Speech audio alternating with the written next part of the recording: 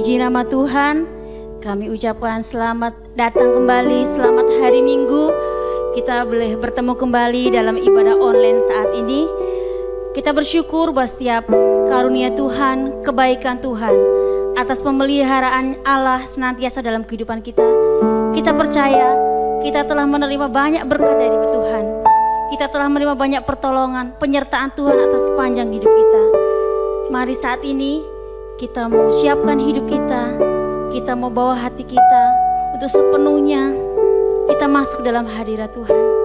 Mari Bapak Ibu Saudara-saudari sekalian, sebelum kita mulai buat ibadah online hari ini, kita mau bersama-sama berdoa. Bapa kami dalam kerajaan surga, Tuhan kami, Tuhan Yesus yang baik, kami bersyukur Tuhan atas setiap kebaikan-Mu dalam kehidupan kami. Terima kasih Tuhan, karena Engkau Allah yang setia, Allah yang senantiasa menopang kehidupan kami, Allah yang senantiasa tidak pernah meninggalkan kami. Tuhan, saat ini Tuhan, kami membawa sepenuhnya kehidupan kami untuk kami masuk ke hadirat-Mu Tuhan, untuk kami masuk dalam ibadah yang kudus di hadapan-Mu ya Bapa. Kami percaya, kami undang Roh-Mu untuk hadir, untuk memimpin dan tinggal dalam setiap hati kami saat ini. Terima kasih ya Bapa. Kami siap, kami datang dengan penuh ucapan syukur kami kepadamu ya Bapa. Dalam nama Yesus kami bersyukur dan berdoa. Haleluya. Amin. Kami rindu ya Tuhan, rindu masuk dalam hadirat Tuhan. Mari kita mau datang dengan penuh kerinduan kita kepada Allah. Kita mau bawa bersungguh-sungguh di hadapannya. Katakan Tuhan ku rindu. Ku rindu masuk dalam hadirat-Mu, jiwaku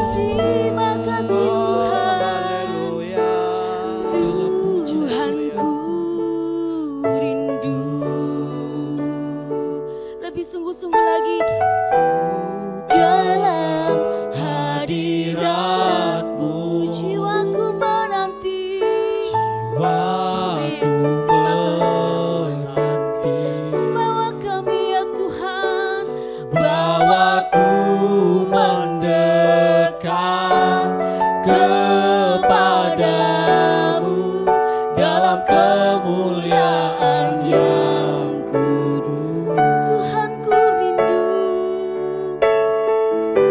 Syukur ya Tuhan. Tuhan ku rindu masuk dalam hadirat-Mu. Jiwaku menanti bahwa ku mendekat kepadamu dalam kemuliaan yang ku nanti Engkau ya Tuhan, ku nanti Engkau dalam kuasa, dalam kemuliaan yang kudus. Ku sembah Engkau dalam kuasa, dalam kemuliaan yang ku nanti Engkau, ku nanti Engkau dalam kuasa, dalam kemuliaan yang kudus. Ku sembah Engkau dalam kuasa, dalam kemuliaan yang kudus, dalam kemuliaan, dalam kemuliaan yang kudus, dalam kemuliaan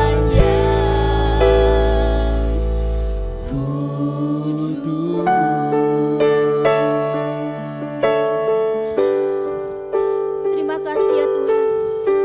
Terima kasih ya Yesus. Terima kasih Tuhan. Kami siap masuk hadirat-Mu Tuhan. Dan saat ini kami mau siapkan hidup kami Tuhan. Untuk kami diberkati. Untuk kami dibentuk dengan kebenaran firman-Mu Tuhan. Inilah hidup kami Tuhan. Mari Roh-Mu yang memimpin. Dan kami siap Tuhan. Untuk lebih dan lebih lagi Tuhan. Diberkati dengan firman-Mu. Dalam nama Yesus kami berdoa dan bersyukur. Haleluya. Amin.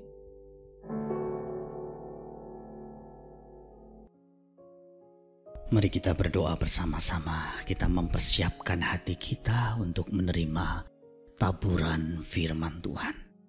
Bapa kami yang di surga, kami mengucap syukur, kami berterima kasih untuk segala kebaikan dan kemurahan-Mu dalam hidup kami. Terima kasih Bapa, hidup kami semata-mata karena kemurahan Bapa. Biarlah segala pujian dan hormat kami naikkan di hadirat-Mu dan semua boleh menyukakan hati-Mu. Tiba saatnya kami mau mendengarkan firman-Mu, urapi pemberitaan firman-Mu, berkati hamba-Mu. Biarlah setiap kami yang mendengar firman-Mu boleh diberkati dan kehidupan kami boleh diubahkan hari demi hari sesuai dengan firman-Mu. Di dalam nama Tuhan Yesus Kristus kami mengucap syukur, kami berdoa. Amin. Saudaraku sekalian, sebenarnya apapun yang kita genggam di dalam hidup ini, apapun yang ada pada kita, yang kita miliki, yang kita nikmati, entah itu harta benda, orang-orang yang kita cintai, posisi atau jabatan kekuasaan, menurut firman Tuhan, itu semuanya adalah kepercayaan. Itu semuanya adalah titipan Tuhan. Menurut terang firman Tuhan, Tuhanlah yang empunya segala sesuatu. Mazmur pasal 24 ayat 1 mengatakan, Mazmur Daud, Tuhanlah yang empunya bumi serta segala isinya, dan dunia serta yang diam di dalamnya. Semua isi dunia ini berarti termasuk kita adalah milik Tuhan, properti Tuhan. Tak terkecuali kita semua milik Tuhan. Dan kita bisa menemukan banyak bagian di dalam Alkitab yang menjelaskan hidup ini adalah sebuah kepercayaan. Misalnya perumpamaan tentang talenta dalam Matius pasal 25. Perumpamaan tentang bendahara yang tidak jujur dalam Lukas pasal 16. Kisah raja-raja, hakim-hakim di dalam Perjanjian Lama dan masih banyak yang lain. Pada intinya yang diajarkan di sana bahwa hidup ini adalah kepercayaan. Karena kepercayaan maka satu hari nanti kita harus mempertanggungjawabkan apapun yang Tuhan titipkan, yang Tuhan percayakan kepada kita. Bila manakah kepercayaan itu akan diambil Tuhan, akan dipindahkan kepada orang lain? Menurut Alkitab, sewaktu-waktu selama kita hidup di dunia ini, kalau kita sudah tidak bisa dipercayai lagi, Tuhan bisa pindahkan kepada orang lain. Kita bisa melihat banyak contoh di dalam Alkitab. Misalnya kisah Imam Eli dan Samuel kecil. Kita lihat jelas di sana bahwa sekalipun secara jabatan Imam Eli masih menjabat sebagai imam, tetapi sebenarnya Tuhan sudah tidak percaya lagi kepada Imam Eli. Dia lebih percaya kepada Samuel kecil. Raja Saul dan Daud muda. Secara posisi jabatan Saul masih menjabat sebagai raja, tapi Tuhan sudah mencabut kepercayaannya. Tuhan sudah gak percaya lagi sama Saul. Kenapa? Karena Saul tidak dengar-dengaran. Saul memberontak kepada Allah. Tetapi Allah sudah menyiapkan orang yang dipercayainya yang bernama Daud. Masih muda, baru belasan tahun umurnya. Dan memang dia belum langsung naik tahta. Belasan tahun kemudian dalam proses yang panjang dan menyakitkan, baru Daud duduk di sana. Tetapi sebenarnya Tuhan sudah mencabut kepercayaan kekuasaan Saul dan memindahkannya kepada Daud. Bapak Ibu saudaraku sekalian, dalam hidup ini kalau Tuhan tidak bisa lagi mempercayai kita, harta yang Tuhan titipkan kepada saudara, kepada kita tidak bisa lagi Ia percayai. Tuhan tidak bisa lagi percaya sama kita, termasuk orang-orang yang kita jagai, kita lindungi, maka Tuhan bisa pindahkan kepada orang lain. Dan tentu setelah kita tutup usia, maka kepercayaan tersebut akan otomatis pindah tangan. Misalnya ada sepasang artis suami istri yang beberapa waktu lalu mengalami kecelakaan di jalan tol. Dia meninggal dunia di tempat dan anaknya masih hidup. Otomatis anaknya sekarang tidak lagi dipegang atau dirawat oleh bapak dan ibunya, karena bapak ibunya sudah habis masa tugasnya. Dipercayakan kepada orang lain. Entah itu mungkin orang tuanya atau saudaranya, termasuk harta bendanya.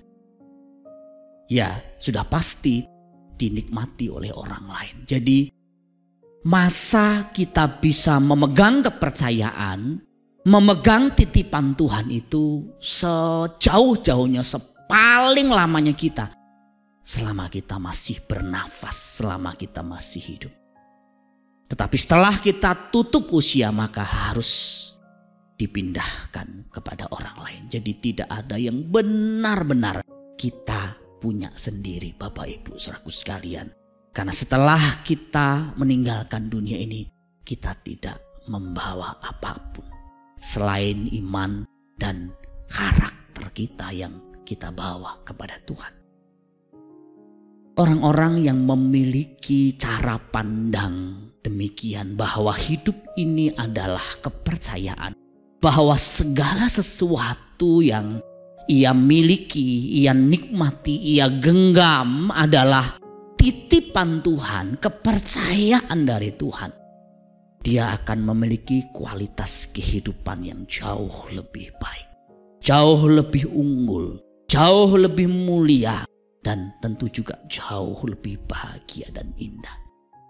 Yang pertama, orang tersebut akan lebih tabah dalam menghadapi musibah. Orang-orang yang percaya bahwa hidup ini adalah sebuah kepercayaan, yang memandang hidup ini adalah sebuah kepercayaan dan semua hanya titipan ketika menghadapi musibah apapun. Misalnya dia harus kehilangan harta bendanya, kehilangan orang-orang yang dicintainya, termasuk mungkin kehilangan kesehatannya. Dia tidak terlalu terpuruk. Dia akan tetap survive. Kenapa? Karena dia sadar bahwa memang Tuhan yang empunya, yang menitipkan kepadanya, dan sewaktu-waktu Tuhan berhak mengambilnya. Itulah yang juga dimiliki oleh Ayub. Cara pandang seperti itulah yang membuat Ayub kuat menghadapi musibah yang begitu ekstrim. Mungkin dalam sejarah tidak ada orang yang menghadapi musibah lebih buruk dan lebih terpuruk dari Ayub. Kehilangan 10 anaknya sekaligus, kehilangan seluruh hartanya, kehilangan kesehatannya, dan juga kehilangan dukungan istrinya. Tetapi dia tabah, dia kuat. Dan dari Ayub pasal 1 ayat 21 kita melihat sudut pandang Ayub ini. Ayub mengatakan, dengan telanjang tanpa membawa apa-apa, aku keluar dari rahim ibuku, katanya. Dan bila aku mati, aku pun tidak akan membawa apa-apa. Tuhan yang memberikan segala-galanya kepadaku, dan ia berhak mengambilnya kembali. Terpujilah nama Tuhan. Orang-orang yang berpikir bahwa Tuhanlah yang memberikan segala-galanya, kekayaan, kehormatan, harta benda, orang-orang yang dicintai, dan kalau dia seorang hamba Tuhan termasuk kemajuan dalam pelayanan. Ketika Tuhan mengambilnya sewaktu-waktu, dia tetap tabah. Yang kedua, ia lebih mudah melepaskan genggamannya.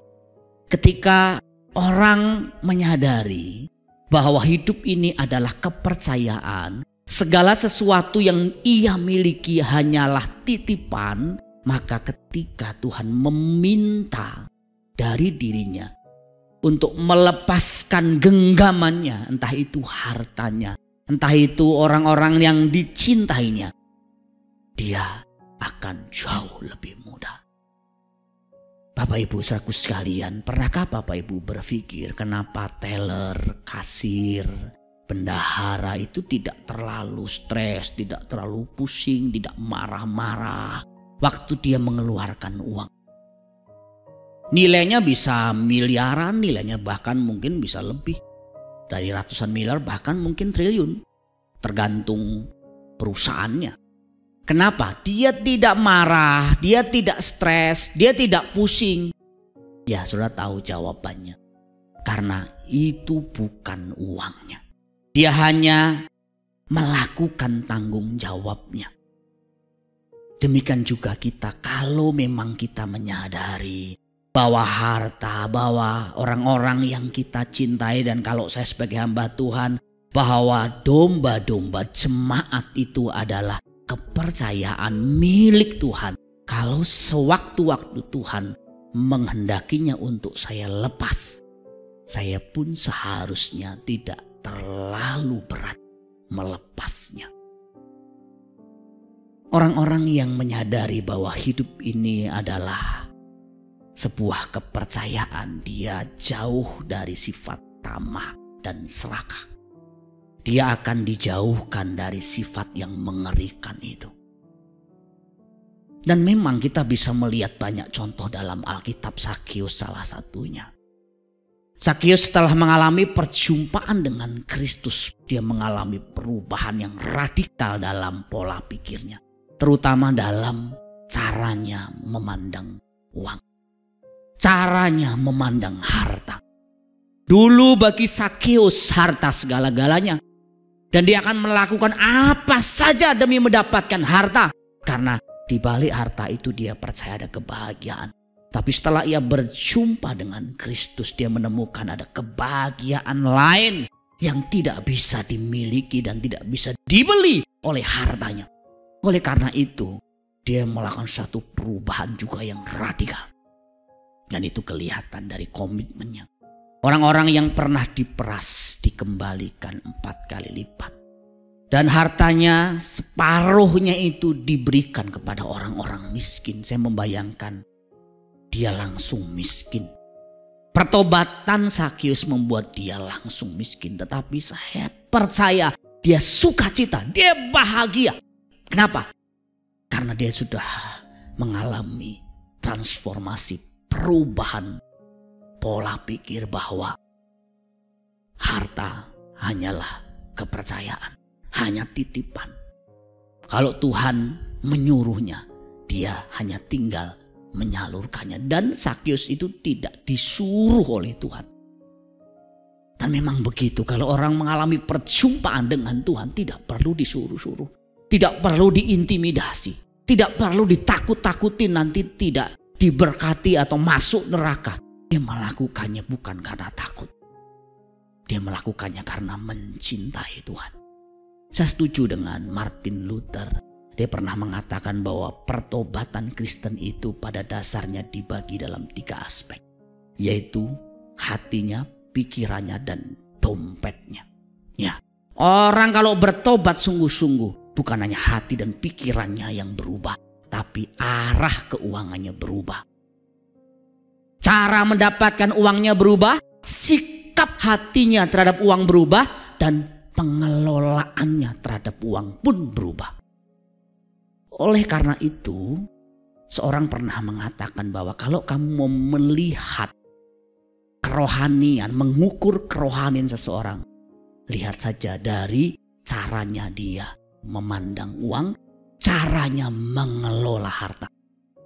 Karena menurut kitab suci, menurut Tuhan Yesus, di mana hartamu berada, di situ hatimu berada. Kalau harta kita ada di tempat-tempat najis, maka hati kita juga ada di tempat najis. Kalau harta kita ada di keluarga, harta kita ada di pekerjaan Tuhan, harta kita ada di kerajaan Allah, maka hati kita ada di sana. Di mana harta saudara, di situ hati saudara. Yang ketiga, Bapak Ibu saudaraku sekalian, orang yang demikian lebih tenang dalam menjalani hidup. Dia akan lebih nyenyak tidurnya, enak makannya.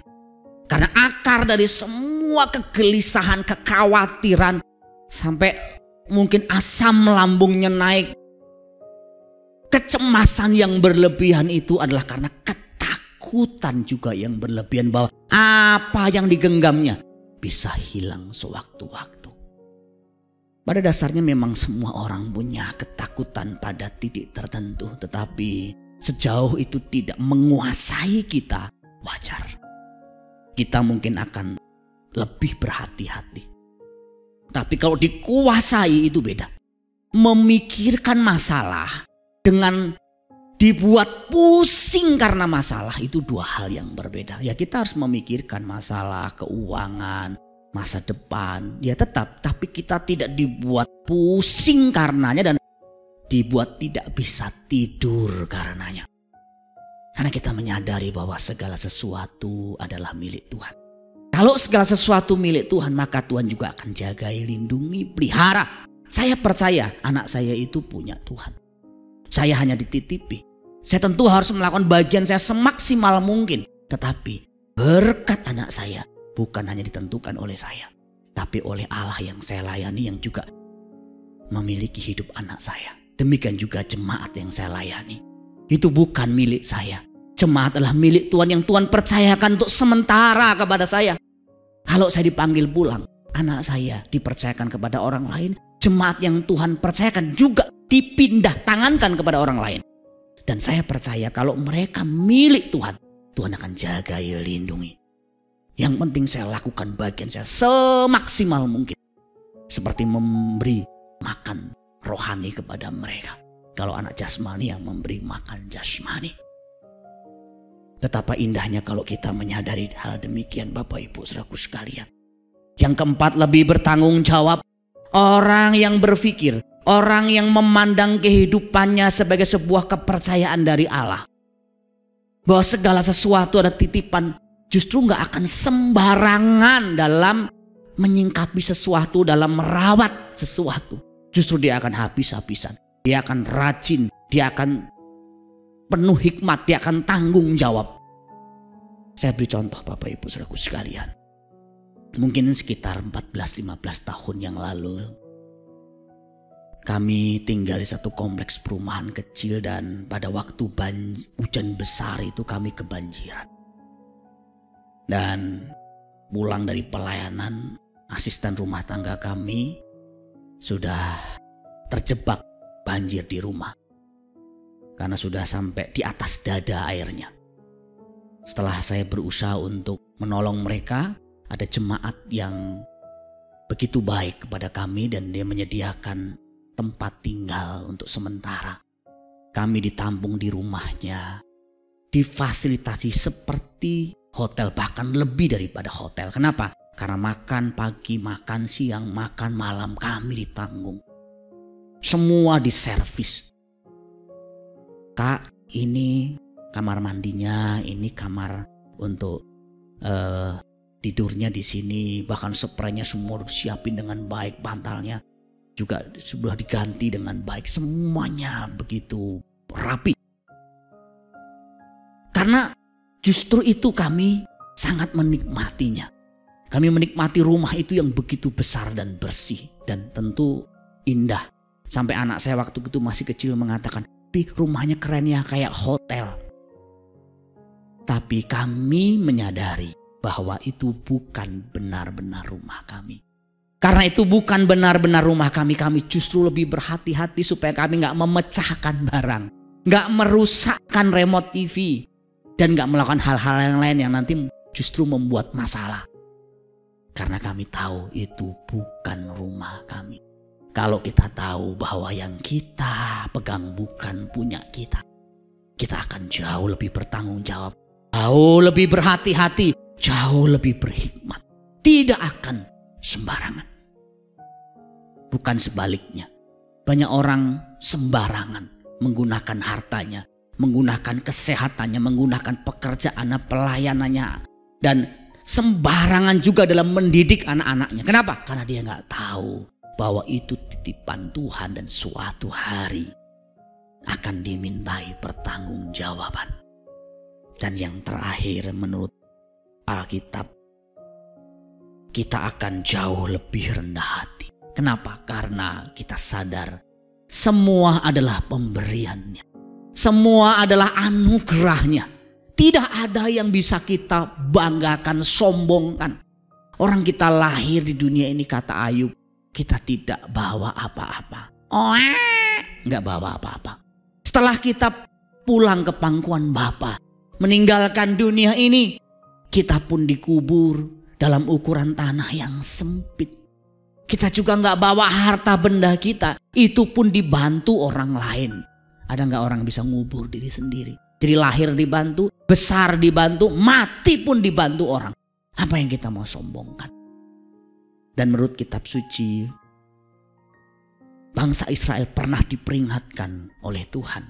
Nanti ketika kamu sudah sampai ke tanah yang dijanjikan Tuhan kepadamu, ketika kamu sudah makan kenyang di sana, kamu sudah membangun rumah-rumah yang bagus dan tinggal di sana, kamu sudah punya harta benda, kambing dombamu makin banyak, ternakmu makin banyak, emas perakmu makin banyak.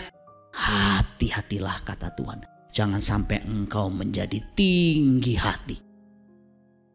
Ingatlah bahwa semua yang engkau miliki itulah Tuhan yang memberikan kekuatan. Artinya kalau kita bisa punya segalanya, itu karena Tuhan yang kasih kita kekuatan untuk mendapatkannya. Jadi janganlah kita sombong hanya gara-gara kita punya posisi, punya jabatan, punya harta lebih, dan kemudian kita merendahkan orang lain, kita merasa gak perlu Tuhan. Karena semua toh juga kita nanti gak bawa. Bapak Ibu Saudaraku sekalian, dengan kita menyadari bahwa hidup ini adalah kepercayaan, bahwa segala sesuatu yang kita nikmati, kita genggam adalah milik Tuhan, properti Tuhan. Kita akan sungguh-sungguh hidup bertanggung jawab di hadapan Tuhan. Kiranya firman Tuhan ini boleh memberkati kita sekalian. Amin. Mari kita tunduk kepala sama-sama, kita berdoa. Kami mengucap syukur Bapa, kami diingatkan, kami disadarkan bahwa segala sesuatu yang kami miliki adalah titipan dari Engkau sendiri. Kepercayaan, propertimu yang harus kami rawat, yang harus kami jaga dan kelola dengan baik. Ketika nanti masa hidup kami di dunia ini selesai dan kami harus mempertanggungjawabkan hidup kami di tahta pengadilan Tuhan, biarlah kami bisa mempertanggungjawabkannya dengan baik. Terpujilah namamu Bapa, berkati jemaat, saudara-saudara sahabat kami yang saat ini juga menghadapi berbagai macam ujian yang berat. Mereka mungkin kehilangan harta benda karena pandemi ini, kehilangan orang-orang yang dicintainya, kehilangan kesehatannya. Berkati, kuatkan, teguhkan iman mereka. Biarlah mereka bisa melewati ujian ini Bapa dengan mata hati yang tertuju kepada Tuhan, dan iman mereka, motivasi dan karakter mereka makin didewasakan. Kami berdoa untuk sahabat-sahabat kami yang menyelenggarakan ibadah ini dan setia mengikuti ibadah ini. Kau juga memberkati mereka, memperhitungkan seluruh kerja keras dan jerih lelah mereka sesuai dengan janji firman-Mu. Kalau sebentar kami mengakhiri ibadah ini, biarlah juga berkat-Mu turun atas kami sekalian. Jemaat yang dikasihi Tuhan, sekarang arahkan hatimu, kedangkan tanganmu, terimalah berkat Tuhan. Tuhan memberkati engkau dan melindungi engkau. Tuhan menyinari engkau dengan wajahnya dan memberi engkau kasih karunia. Tuhan menghadapkan wajahnya kepadamu dan memberi engkau damai sejahtera. Berkat itu datang dari Allah Bapa kita di surga. Kasih sayang dari Tuhan Yesus Kristus serta pimpinan dan penyertaan Roh Kudus akan memimpin menyertai hidupmu mulai hari ini sampai Maranatha. Tuhan datang kedua kali menjemput kita sekalian dalam awan-awan permai. Sama-sama ini berkati kita berkata, amin. Bapak Ibu Saudaraku sekalian, ada beberapa hal yang ingin saya sampaikan. Yang pertama, ibadah minggu depan mengambil tema hidup adalah sebuah penugasan ilahi. Kemudian bagi Bapak Ibu Saudaraku sekalian dan anak-anak muda yang mau mengambil keputusan dibaptis secara selam, bertobat dan bersekutu dengan Kristus, Bapak Ibu bisa mengambil kesempatan untuk mengikuti pembinaan baptisan air yang Bapak Ibu bisa ikuti setelah mendaftarkan diri kepada Saudara Agung dan Nana. Dan juga kelas Save My Soul modul 101 dibuka dan Bapak Ibu bisa mendaftarkan diri dan kita nanti akan belajar bersama-sama bertumbuh di dalam iman dan karakter. Kita mengadakan doa pagi bersama baik secara onsite, secara tatap muka maupun online secara via Zoom. Bapak Ibu sekalian bisa ngikut melalui Zoom boleh, melalui onsite atau tatap muka juga boleh. Tentu dengan mengikuti protokol yang ada. Bapak Ibu saudaraku sekalian yang saat ini membutuhkan pelayanan konseling pastoral bisa menghubungi kami di nomor telepon yang sudah tertera di sana. Dan yang terakhir, doakan di awal bulan Desember kita akan mengadakan ibadah onsite atau tatap muka. Biarlah jika tidak ada kendala dan Tuhan berkenan kita bisa melakukan ibadah tatap muka dengan protokol yang ketat. Itu saja yang perlu saya sampaikan, kiranya Tuhan memberkati kita sekalian. Selamat hari Minggu.